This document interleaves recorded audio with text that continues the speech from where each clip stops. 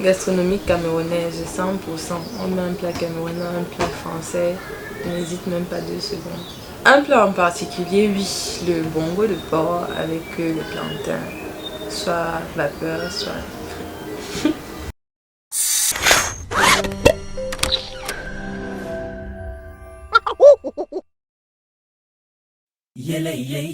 Émeraude Nadia Bedier, Miss Cameroun France 2019, porteuse du projet Education First et également étudiante en 3e année d'expertise, audit et contrôle à l'Institut supérieur de commerce de Paris.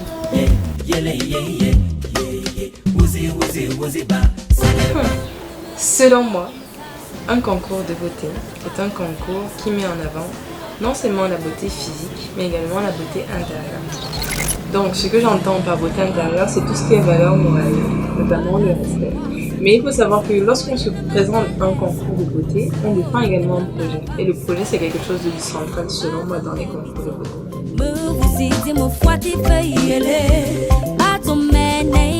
Je pense que oui, nous pouvons construire une carrière professionnelle autour de titres de Miss par 2 volets. Notamment, il y a des personnes, des reines de beauté, qui peuvent continuer dans ce domaine-là, dans le domaine du concours de beauté, et également des anciennes reines de beauté qui peuvent utiliser les contacts qu'elles ont eu pendant leur mandat pour pouvoir se lancer dans divers domaines. Donc, est-ce qu'on peut mener sa carrière autour de cela? Pour moi, ça peut être possible. Il suffit juste de la manière dont on utilise tous ces contacts et toute cette célébrité.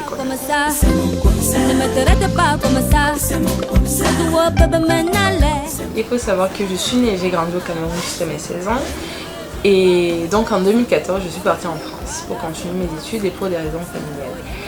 Et moi, j'ai eu la chance de côtoyer 2 systèmes éducatifs. Donc le système éducatif camerounais et le système éducatif français. Et j'ai vu qu'en France, on met vraiment l'accent sur la réflexion et pas que sur l'accumulation de savoir, etc. pour composer. Donc je me suis dit, tiens, donc pour moi, quand tu réfléchis, tu es libre. Et pour moi, la liberté, c'est le top du top. Donc je voulais en fait revenir au Cameroun pour diffuser ce que moi j'ai appris en France. Et pour montrer aux gens que bon, on n'a pas besoin de partir à l'extérieur pour avoir des connaissances. Donc je voulais vraiment faire un retour aux sources. Et pour moi, l'éducation, ça a toujours été quelque chose de central. Mes parents m'ont toujours dit vraiment, va à l'école, étudier, etc. Donc, c'était plus que logique pour moi de construire un projet autour de l'éducation. Mon idée, en fait, c'est de développer l'éducation, enfin, du moins contribuer au développement de l'éducation au Cameroun. Et durant donc mon mandat, il fallait que je cible 2 zones, 2 villages. J'ai donc ciblé Dimpam, donc le village de mon père qui se situe à l'est du Cameroun, et Ezeka. Donc à Dimpam, nous sommes allés réaliser mon projet le 3 février et là-bas nous avons offert des tables-bancs, donc 20 tables-bancs, des manuels scolaires. Pourquoi des manuels scolaires? Parce qu'il faut savoir que selon l'UNESCO, en moyenne 11 élèves se partagent le même manuel scolaire. Donc l'idée c'était aussi de réduire cet écart. Nous avons également offert des cahiers. On a construit une mini-bibliothèque. Et à Zeka, nous sommes allés rénover les sanitaires. Parce que pour moi aussi, l'idée c'est de permettre aux jeunes élèves de bénéficier de meilleures conditions pour faire le besoin. Parce que je trouve que c'est quand même aussi important de se sentir bien en milieu scolaire. Donc voilà, c'est l'idée de mon projet et justement je ne compte pas m'arrêter durant mon mandat, je compte le poursuivre dans les années futures. Donc c'était vraiment pour un début et je m'attendais pas à ce que mon projet prenne place aussi tôt.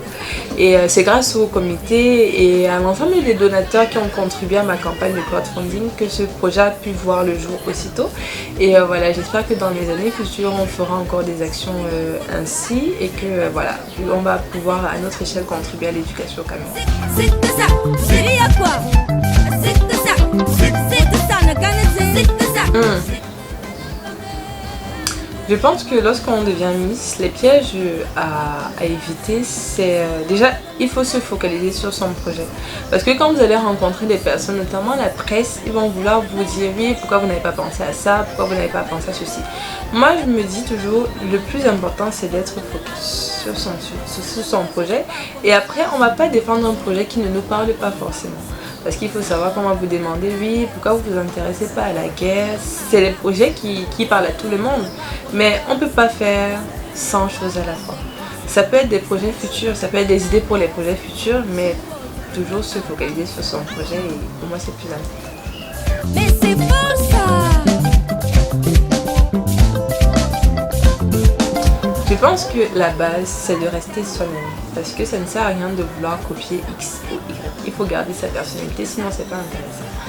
Ensuite, je pense que le respect aussi est très important. Bon, le respect de ses aînés bien évidemment, mais le respect aussi de tout le monde, que ce soit des candidates ou encore de la présidente du comité. Après, en troisième position, je citerai l'humilité. Parce qu'il faut savoir que le monde des concours de beauté, de la mode en général est un mode où on met vraiment en avant le mépris, etc. Et rester humble permet, je pense, d'aller plus loin en fait. Et quand on montre à quelqu'un qu'on est humble, la personne veut venir vers nous et se remet aussi en question. Si cette personne est honnête, bien sûr. Donc je pense que c'est important. Voilà.